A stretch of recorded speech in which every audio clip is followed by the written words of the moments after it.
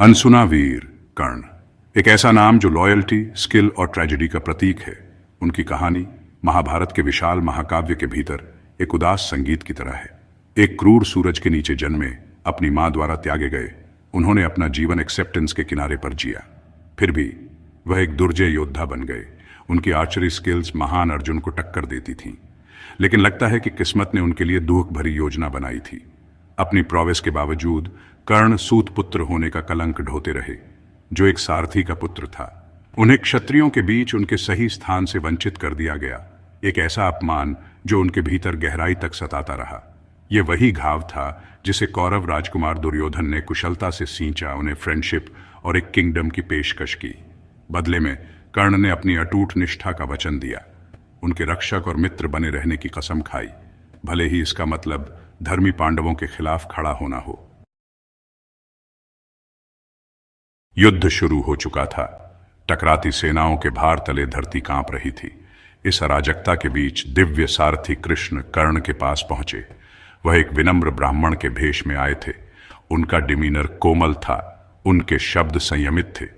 ऐसा लग रहा था कि वह कर्ण की मदद चाहते हैं। अपनी असीम विजडम में कृष्ण कर्ण के जन्म की सच्चाई जानते थे। वह जानते थे कि कुंती के परित्यक्त पुत्र कर्ण वास्तव में पांडुपुत्र सबसे बड़े भाई थे। यह ज्ञान एक हथियार था जो युद्ध को और अधिक जीवन नष्ट करने से पहले ही समाप्त कर सकता था। और इसीलिए दान मांगने के बहाने कृष्ण कर्ण के तंबू में दाखिल हुए। उनका हृदय इंपेंडिंग रेवलेशन के भार से भारी था। बताइए ब्राह्मण, कर्ण गरजे। उनकी आवाज उनकी उदारता को प्रतिध्वनित कर रही थी। इस भयानक युद्ध के बीच आपको राधा पुत्र के पास क्या लेकर आया है? अपने गाइज को बनाए रखते हुए कृष्ण ने पांडवों के बारे में, उनकी दुर्दशा के बारे में और अंत में कर्ण के असली वंश के बारे में बताया। प्रभाव तत्काल था। कर्ण फ्रीज गए, उनका चेहरा अविश्वास और डॉनिंग हॉरर का मुखौटा बन गया। एक स्ट्रेटेजिस्ट की तरह कृष्ण ने एक विविड पिक्चर पेश की। उन्होंने पांडवों द्वारा खुले हाथों से उनका स्वागत करने की बात कही, धर्मी युधिष्ठिर द्वारा अपने बड़े भाई को सिंहासन सौंपने की बात कही। उन्होंने द्रौपदी की बात कही। उसका हृदय पछतावे से भरा हुआ था। आखिरकार उन्हें अपने पति के रूप में स्वीकार कर लिया। उन्होंने कर्ण के सामने भविष्य की एक ऐसी तस्वीर पेश की जिसके बारे में उन्होंने कभी सपने में भी नहीं सोचा था। भाग्य के गलतियों को सुधारने का मौका, आखिरकार अपने बर्थ राइट का दावा करने का मौका। लेकिन लगता है कि किस्मत के दूसरे ही प्लान्स थे। कर्ण सुनते रहे। उनका हृदय कन्फ्लिक्टिंग इमोशंस के तूफान से घिरा हुआ था। उनके असली वंश का रेवलेशन, उस जीवन की संभावना जिसके लिए उन्होंने हमेशा यर्न किया था, यह सब सहन करना बहुत ज्यादा था। फिर भी वह अपने वादे पर कायम रहे।